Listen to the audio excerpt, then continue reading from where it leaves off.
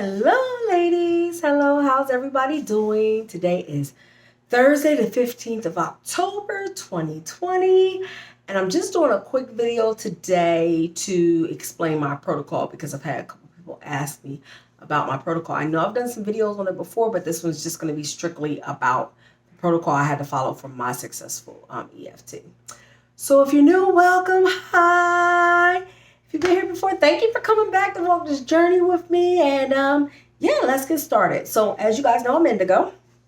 I am 47.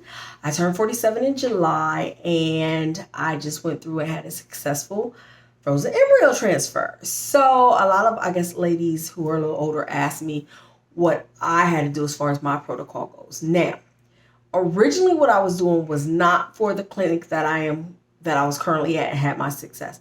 Originally, when I was asked to do some of the testing that I was asked to do, that was when I was with Derm, and they had asked me to do certain testing to prepare myself for transfer. So when I had to do that testing, which was of course your basic, have your yearly done, have blood work done, we want to check your FSH, all these things, AMH, all those things. I had that testing done. In the process of having that testing done, I had my yearly done on January 2nd. I had blood work done also that was requested. Well, not really requested. My OBGYN asked me if I wanted to have the whole gamut done. I'm like, hey, if insurance is paying for it and I'm paying for insurance, let's do it all. So that's what happened. In that process, I found out that I was diabetic, very diabetic. My number was 9.8, which I should have probably been in a diabetic coma somewhere, which I thought was so ironic because I've been on metformin for years because I have PCOS. And metformin is one of the drugs that keep that kind of at bay or leveled out. So I was very surprised to find out that I was diabetic and that my numbers were so high. So in January, now I never was put on insulin. I was on Ozempic and metformin. So I was on 4 metformin a day, so 2,000 milligrams of metformin.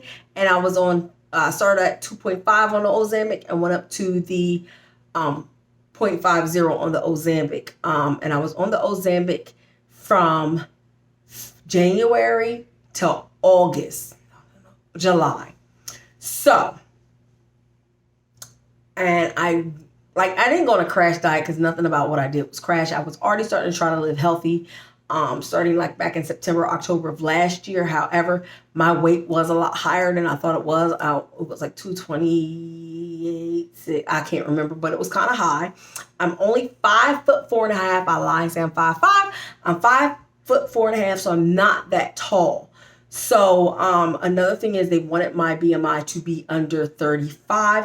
And I think I was coming in rated 36.5 or 37. I can't remember which one it was, but I was coming in pretty high. So my goal was to get my BMI under 35 just because they were saying that made it more successful. But I don't know. I've seen people whose BMIs, of course, are way above that and way below their standards. However, I know for me, with my age was playing a factor against me, and some other things, because I do have chronic hypertension also. So I do want to point that out. So it wasn't like I was completely super healthy. So I want to point that out. I do have, I still have hypertension. So I had chronic hypertension and I was diagnosed as diabetic in January. However, I did change up my eating. I changed up a lot of my lifestyle, and I would manage to get off 30 some plus pounds. I was in like 187 or something like that when this all came out. So still high, but of course I was way under my 35 BMI. So that was a good thing. So I had definitely gotten that down. Now also in my protocol, after doing all that, and I decided to go with the Cooper Institute. Now I decided to go with Cooper in April, because some of the protocol for Derm was changing a little bit for me. And I was like, well, let me do a little bit more research. Let me see where I feel comfortable. When I went over to Cooper, some of the testing, now Cooper, I will say this, Cooper did not make me do a psychiatric evaluation. And now the original clinic I went to, I had already had one done. So I did have one of my files. So I don't know if I didn't have to do one because there was already one available for them, or if they didn't ask. Now, when I look in their paperwork, I don't see where a psychiatric eval needs to be done on my side as the recipient. But I do believe as the donor, they have to have one done. But I did not have to have the psychiatric eval. And I did not have to fill out all the legal paper that a lot of people are talking about. We just had to fill out because we are a same-sex couple. and although we're married, there was some legal forms that we had to fill out to make sure that Sydney does get on the birth certificate as the secondary parent. So that was about the only thing legally that we kind of really had to do, even though that's not part of the protocol, but it is kind of part of what my protocol was. So like I said, I got my weight down. I got off the Ozempic. They had me on something called Glubitrol or Gluburide now. Now, I am still monitored on that. Even though I am considered no longer diabetic, I'm always going to be considered pre-diabetic. My numbers went from 9.8 to 5.2, which is under the diabetic reading, but I still do check my sugars.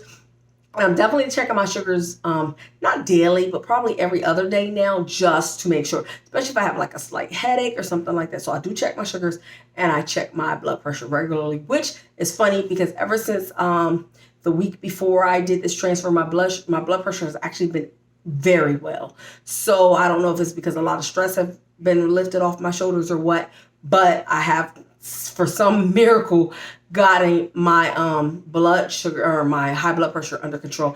And they also put me on a pregnancy friendly high blood pressure medication. I want to say in March or April, when I knew right at that point that I was going to, oh y'all, I got my nails done. When I knew that I was going to proceed with it. So my doctors changed a lot of things. So I will say it was the group or family of doctors that I had that got me to where I'm at now. So, they all worked together. We all worked as a team, and that's where, everything that I was put on was pregnancy friendly before I became pregnant. Not after I found out I was pregnant, but before. They wanted me on those drugs at least 90 days before I did my transfer. So hence I have been on these medications since about April, May timeframe, something like that. Okay. So now my protocol for the actual transfer, which I have here. I think I showed this before I did the transfer, but they had me on E-Trace, and I started that Friday the 4th was the first day of my period. I was actually at the beach and I did a video about that. On Sunday, I started 1 E-Trace by mouth and 2 vaginally. So the 1 in the AM by mouth, 1 vaginally by mouth, and then at bedtime, 1, vaginally. I did that for the first 4 days. So for 4 days, I did 1 vaginally AM, 1 orally AM, and 1 vaginally PM. Then on day 5, I did 1 vaginally AM, 1 vaginally PM, 1 orally AM, and 1 orally PM. So I went from 3 a day to 4 a day. And I did that 4 days. So for 4 days, that's what it was. Okay. Now, so that would make 8 days in. So on day 9 of it, I did 1 orally AM, 1 orally noon, 1 orally PM, 1 vaginally AM, 1 vaginally at bed. So we added a noon pill. And that went for 4 days. Then, so that's 13 days. And so on day 14, I had blood work done. They waited for blood work. I remember doing a video on that because I was in my car and I had to go to looking around to my clinic or whatever, but I know I was illegally driving on the back road, speeding, waiting for my blood work to get done. I got my blood work and I got my ultrasound done. That was also a holiday weekend, and I think that was a holiday weekend. I can't remember, but anyway, no, might not. It just might have been Saturday. But anyway, so that day I stayed on the same 1 orally AM, 1 orally noon, 1 orally at night, 1 vaginally AM, 1 vaginally PM. That was the same day as my ultrasound blood. But the next day, which was Sunday, I started my progesterone oil shot. So I started my progesterone oil shot, Saturday. This was Saturday. And this was the Saturday before the transfer. So Saturday, Sunday, Monday. So the 3 days before transfer, I did my progesterone oil shot. They wanted my progesterone oil shot to be anytime before 12 noon because my clinic does transfers between 10 a.m. and 12 p.m. So my progesterone oil had to be before 12 noon. So that was on Saturday. So I started my progesterone oil shot, and I continued with 4 4 E-Trace. No, I'm sorry. Yeah, 4. 4 times a day. So first thing when I wake up, I did one. Before lunch, I did one. After lunch, I did one. And before bed, I did one. So anytime, I kind of try to do mine the same time of day, but it went from the one vaginally to the all orally. But I also started the suppositories at the same time. So the suppositories also started for me that same day as the progesterone oil. So my suppository is 1 a.m. and 1 at bedtime. So those are my suppositories. So now instead of doing the E-Trace vaginally, I'm doing the progesterone suppository, and that's 400 milligrams of progesterone as a suppository, and then I do 0.2 on a needle for my progesterone oil. And I have the progesterone in sesame oil, not the other one, the darker, thicker one. I have the one that looks clear. So, it's a little easier, doesn't hurt as much. So that's good. So I started that on Saturday. So Saturday, that was my first progesterone oil shot and the 2 suppositories, 1 in the AM, 1 in the PM. Sunday was identical. Progesterone oil shot, 4 E-Trace, 1 vaginal progesterone, and 1 vaginal progesterone at night. I went all the way up. On Tuesday morning, the day of my transfer, which was September 22nd, they told me not to do this or the morning suppository because they wanted me to get it all up in me. And, they were going to be putting the babies in me. So I got to hold off on that one till after the procedure. So I still did my E-Trace in the morning. I still did, what did I do that morning? Yeah, I just did my E-Trace because my progesterone oil shot, I normally try to do more of mine around 10 a.m. every morning.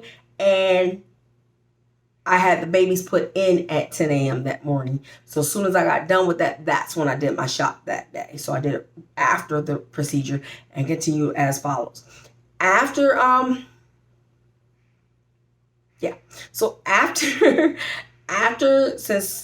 9/22, when the transfer was done, my regimen has not changed because my numbers have still been good. So I'm still doing my progesterone oil shot once a day, and I do it before 12 noon every day.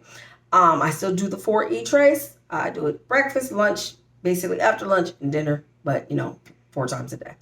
And then I'm still doing the vaginal suppositories morning and night. So none of that has changed. So since 9/15, September 15th to today, which is, exactly a month, I've been on the exact same protocol. That has not changed because every time they have done my blood works have been coming out good. All my numbers have been steady. So because of that, my medication protocol has not changed. So that has been my protocol since the 4th. The 4th of September is when I had my last period. And I started the medications on the 6th of September. So since the 6th of September, that was my whole protocol. But that was my protocol leading up to my transfer. So ladies, I hope that was everything that you needed. Thank you for stopping through. If you have any other questions and you would like me to answer them, please feel free to, DM me, leave me a message, let me know what it is that you want answered. And if I can answer it for you, I will be more than happy. I'm also going to do an update video on this ring because everybody's asking me how this ring is holding up, and it's actually been 6 months since I've been wearing it now. So I am going to do an update video on this ring for you guys. So we'll get into that. But thank you. You guys have a great day. Thank you for following this journey. And I hope I answered your questions. You have a great rest of your day.